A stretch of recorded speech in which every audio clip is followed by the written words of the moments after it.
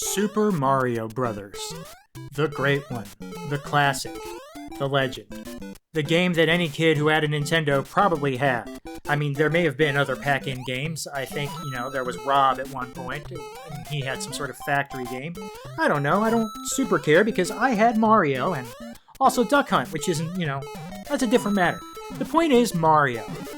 Mario was it. The game changer, the rebirth of gaming from the crater that Atari left it in. And for me, just like a billion other kids, it was the game. And it was a game I was never good at.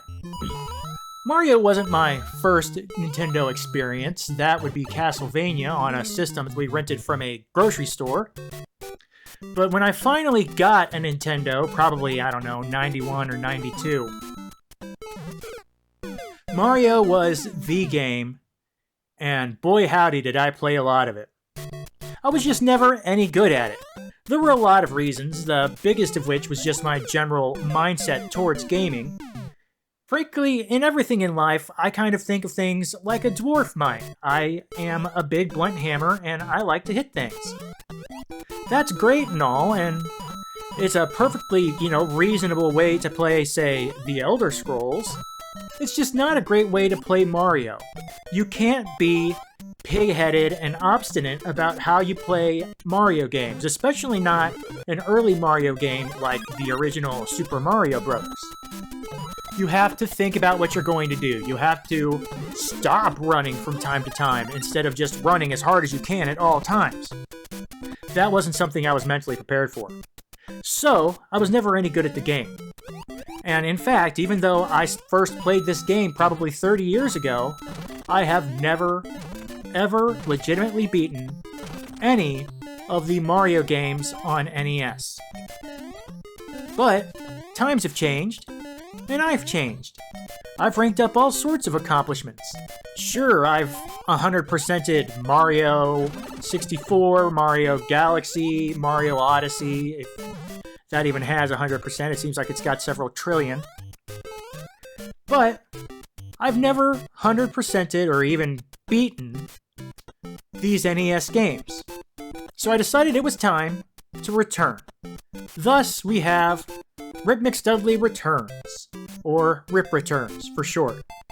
The point of this series is going to be to go back and play these games and beat them, at least semi-legitimately.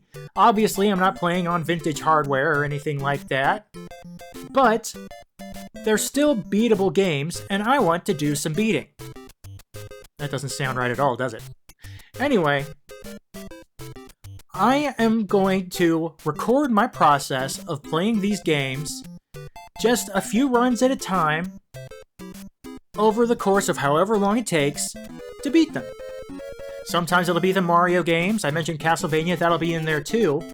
It's just a way for me to go back and sort of reclaim some of those gaming moments that I would have hoped that I could have had back in the 90s, but never quite got around to. I guess it's a better late than never kind of thing. So, we will begin Rip Returns with Super Mario Brothers. Before we get going, let's lay out some ground rules for how we're going to proceed. There are three main things that I want to focus on as we go through this playthrough. Rule 1 is to know my limits. The fact of the matter is that it's been almost 30 years since I've regularly played this game, so whatever skills I may or may not have had have long since passed, and I need to accept that. I'm starting from scratch here. Number 2 is to earn my warps, and if anything is critical, it's this. When I was a kid, I knew where the warp pipes were, everybody did, and frankly, I made terrible use of them, because I used them at all. I didn't have the skills to play the game properly to begin with, so the last thing I needed to do was hop from the very easy World 1-2 to World 4-1, where Lakitu is bombarding you. So what I want to do is just not do that, not use the warps, until I have earned them. In other words, until I have proven that I can get through, say, Worlds 2 or 3 on my own, so that when I'm actually playing in World 4, it's because I've got the skills to regularly get through those worlds. And even then, I may not want to warp. I may want to stick behind and get 1-ups or whatever. I mean, there's the stairwell trick in World 3-1 to think about. So if I could pull that off, that makes the world, the entire game a lot easier. So we'll see what happens there, but at any rate, I need to earn my warps. And rule 3 is to let it happen, and it, obviously, means death. I'm gonna die a lot. I'm gonna die in really stupid ways. In fact, I take one of the most embarrassing deaths in the history of my video gaming experience to start this video, so I just need to let those things happen, not get discouraged and restart, because even if I do have a completely screwed over run, the little bits of experience I managed to grab with, say, 0 lives left or 1 life left — this game doesn't give you a 0 until it's game over — those little bits of experience are still valuable, so it's more worth it to play out a bad run than to, say, restart or take what some people would call strategic deaths. So we're not going to do that. We're just going to let what happens happen. So with those rules in mind, it's time to get going with Episode 1, Knocking Off the Rust. Okay, let's get started by feeling out the controls a little bit. And, oh, for Christ's sakes. Okay, thank you, Little Rip, for the death count reminder. Getting back on track, gotta figure out the controls a little bit. You have to remember that Mario 1 controls a lot differently than Mario 2 or 3. Mario 2 for obvious reasons. But also Mario 3 because, for example, Mario's running is stiffer and his jumps still have a lot of that vertical. Like, oh, okay, he has a lot of the high vertical and he's got a lot of horizontal movement, but he's not quite as free. And most importantly, Mario doesn't get that bounce. Oh, boy. Off of the enemies. Hey, come back. There you go. He doesn't get that same bounce off of enemies that you're so used to utilizing in pretty much every Mario game from 3 onward. So, yeah, it's just some stuff that you have to get used to. Going into 1-2, 1-2 has always been probably my favorite level in this game, just for 2 reasons. One, because I love the aesthetic, the blueness, and the dark music, and frankly, I also love those 2 Goombas who are stuck together, because if you jump on them just right, which obviously I didn't, you could squish them both at once, and that made me feel like I was really cool. What you're going to see throughout here is I have a, at best, specious memory as far as what's where items or 1-ups or whatever are. I do remember, especially these early levels that I played the most, how to get certain things. Like, I remember how to do this slide. So it's not like I'm going into this totally unprepared. I'm just, I'm not doing well, obviously. You saw the first death. We don't need to talk about that. I'm not going completely on my own knowledge, though. I haven't gone online and looked up guides and stuff. Well, I messed that one up. But one of the big inspirations for this series was another YouTuber called You Can Beat Video Games. A great site, or great account. You should really go check him out. He does a lot of great work with retro games. And one of the many videos that he's done is Super Mario.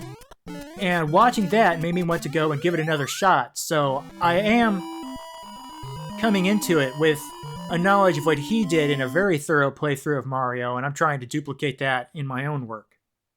For example, he's the one who told me that you can get a 1-up in the first level of the next world if you get all coins in the preceding level 3.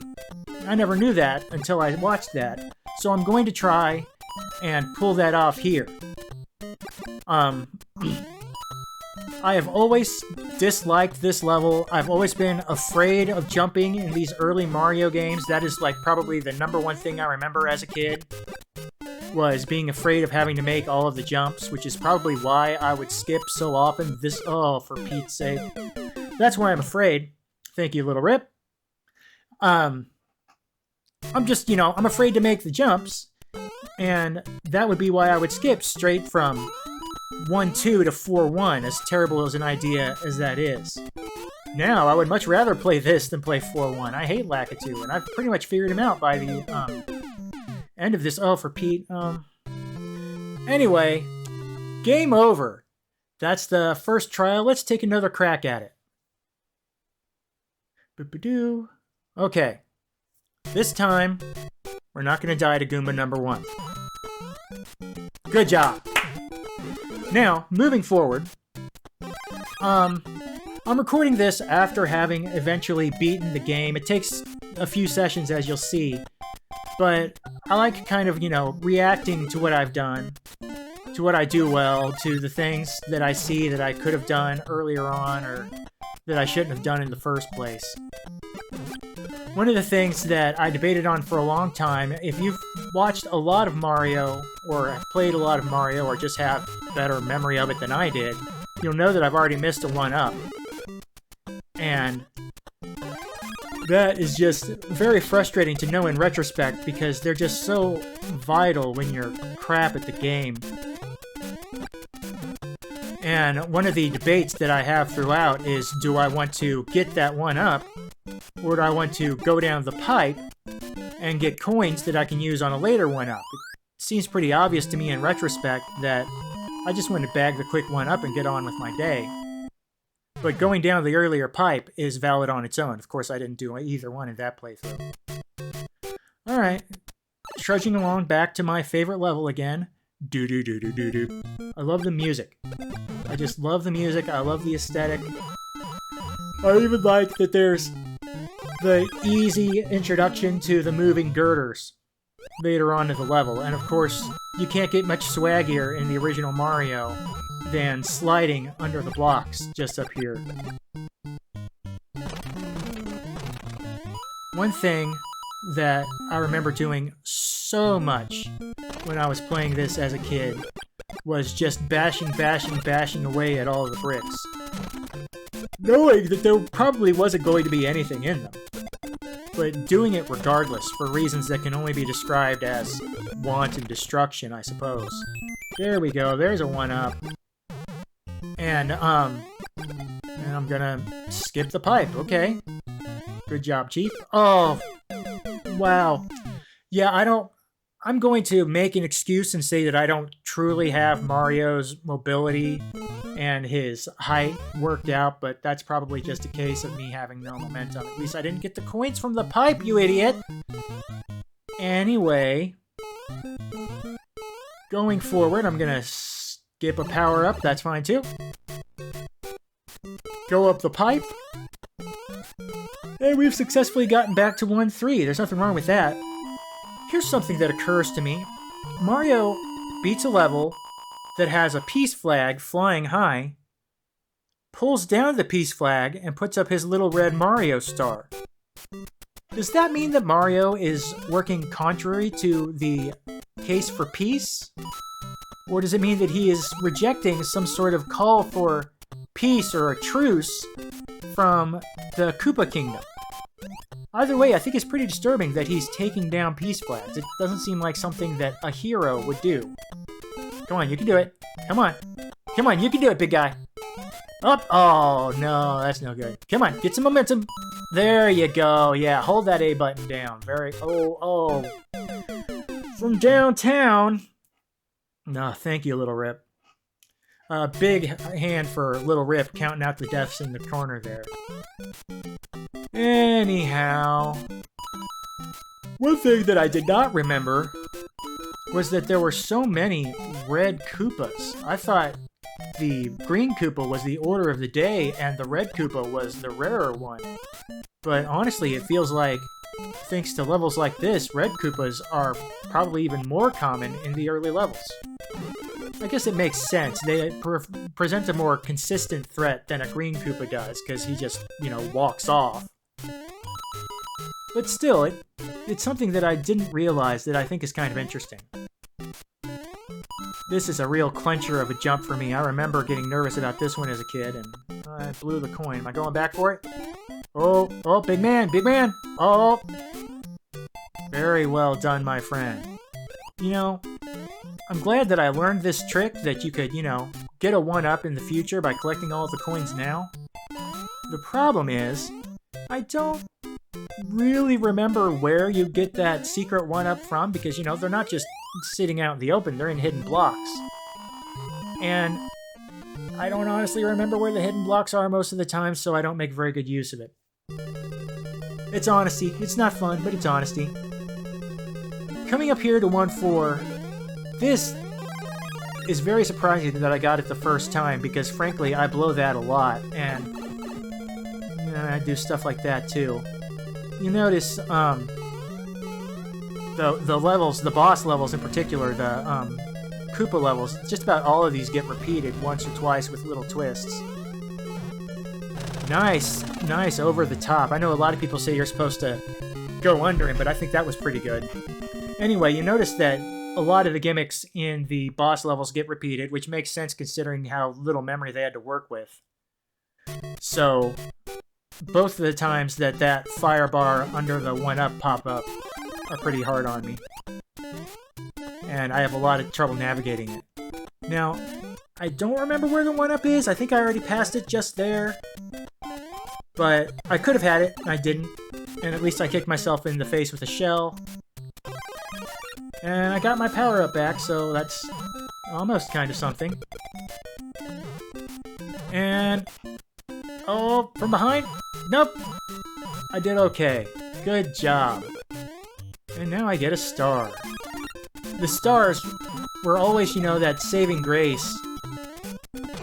But honestly, now that I think about it, I think I may have done more damage to myself as a kid with the star than I did to help myself, because I would get it and run as hard as I possibly could and either yeet myself right off of something or keep running through enemies way past the point that the star was about to peter out and end up, you know, ruining everything. Ooh, went up the hard way there. A little choppy. I mean, it's an NES game. NES games weren't the most stable of the best of days. Apparently you can get all 3 of those coins, but I don't know if I ever actually accomplish it in any of these playthroughs. And the 10 blocks. Remember, of course, that the 10 coin blocks technically have more than 10 coins in them. It's about how well you can smash them with the rhythm and in timing. And of course, you'll see a lot of them. I only get like 7 or 8 because my rhythm and timing is terrible. And the spring jumps. The spring jumps are another place where sometimes I'm very good. Most of the time I'm not. And now, we come to a level that I hate. I objectively hate, and have always hated, and it's another one of those reasons that I would always warp past World 2. Because the water levels are miserable. At least for me. I know tricks now. I learned, you know, things like the fact that you can just walk across the bottom and the bloopers just don't go down there. They don't want to. That's probably a mercy that Miyamoto gave us, which is kind of surprising if you've seen the Japanese version of Mario 2.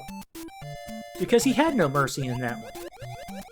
But in this one he did, so you can dodge them if you stay low, which I didn't do. Get down there. There you go, buddy. I know, I'm getting a little coin greedy because I got that 1-up on the coins, so now I'm thinking, ooh, I can get more 1-ups by collecting all these coins. And you can do some good weaving through the Cheep Cheeps. But you really have to have the pattern set, and you just can't try to go over them like that. I didn't need to die there at all. I could have just waited down and spammed the swim in the box until they were gone. Oh well, the whole point of this is learning, you know, like I said.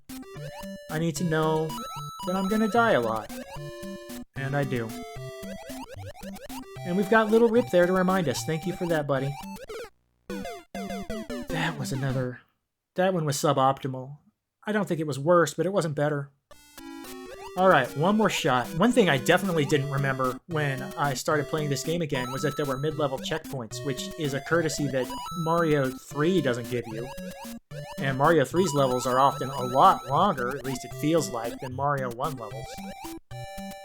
In fact, that's one of the things that surprised me most playing Mario 1 after so long, is the levels feel really short.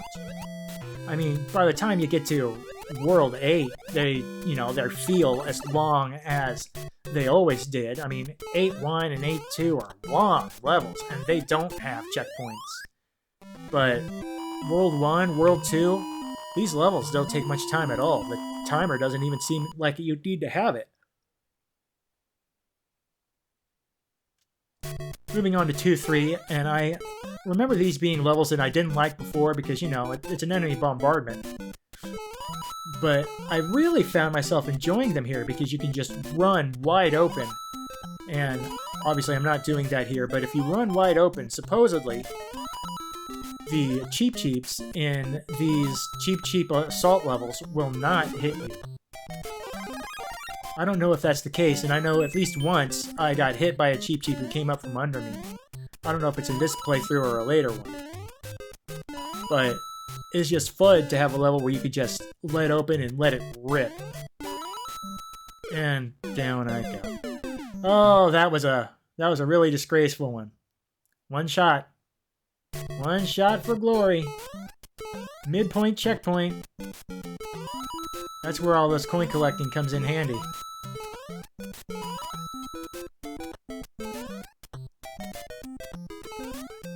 And the little hop, hop, hop, hop. Ooh. Now cheese it! Cheese it, Mario! And we're gonna make it to 2-4. Very nice. I like how the castles are so much bigger, but it really brings up the question if they have the big castles and the little castles. What's the point of the little castles? Are they accomplishing anything? Or are they just there for Mario to store his little I hate peace star flags in? Because that's just messed up. I don't know, maybe the Mario movie will explain it. One of the things that I probably knew about the games and forgot was that the lava bubbles actually have names. The lava bubbles are named Pootaboos, which, I mean, that's probably in the manual, which is, you know, I'm sure where everybody else gets it, and I may have known that at one point because I was an obsessive manual reader. I loved to just take them into the bathroom and sit and read the manual before I played the game, especially when I rented a game. This looks dicey. But you just can't make up a name like Pootaboo. Wow, I am dodging that. Ooh, I didn't dodge that one. Yeah, death count 9. We're going to have to start this one over. Let's take one more run at it. Why not? Yes, come on, come on. Cookie? Now, this is something that I've decided to do, especially on runs where I know I'm not making it to the end and I feel like I need practice. I will use the A-start method on a restart. This is something that apparently was very common in early Mario like lore, was people just didn't know that you could do this. At least I know I didn't. But yeah, if you hold down A when you press start after dying, you can restart on the world you are on, which makes the game so much more generous and is really helpful for the kind of training that an idiot like me needs to do. We'll grab the star and continue.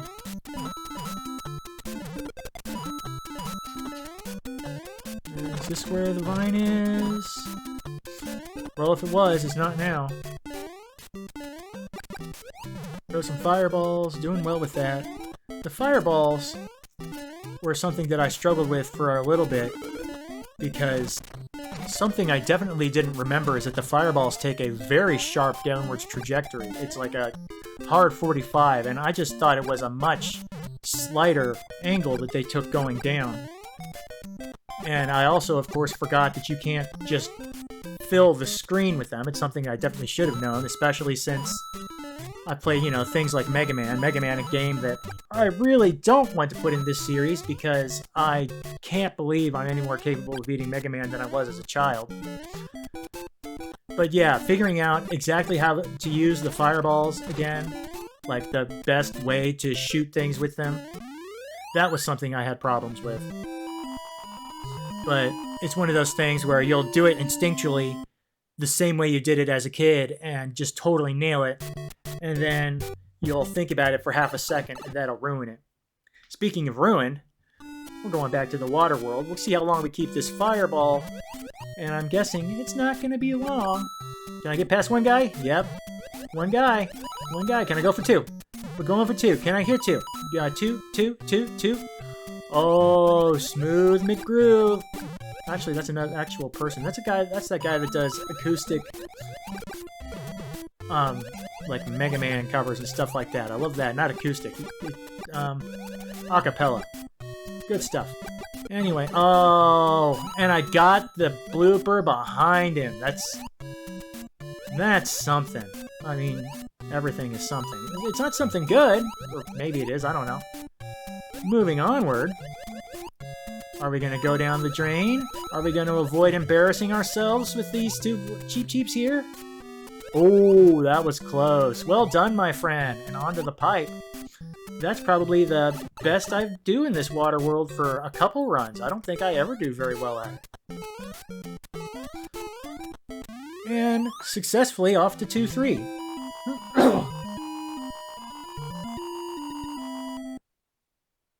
I don't remember at all what the fireball rules are. They're the firework rules. Of course, I don't think they actually, do anything for you, so it doesn't really matter. Back to Cheep Heaven.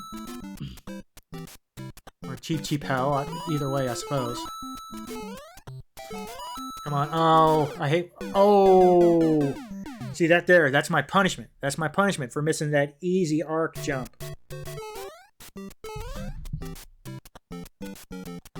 I really hate when I miss that easy arc jump. And I missed that one too. That one's a little bit harder, but still. Now, I think it's pretty clear... Oh... Yeah, well, I thought it was pretty clear at that point that I was just giving up. And frankly, I can understand that. Well, tomorrow is another day, and in this case, that means tomorrow is another session, and we'll see how I do in episode 2 of my attempts to return and beat Super Mario Bros. Until next time, bye.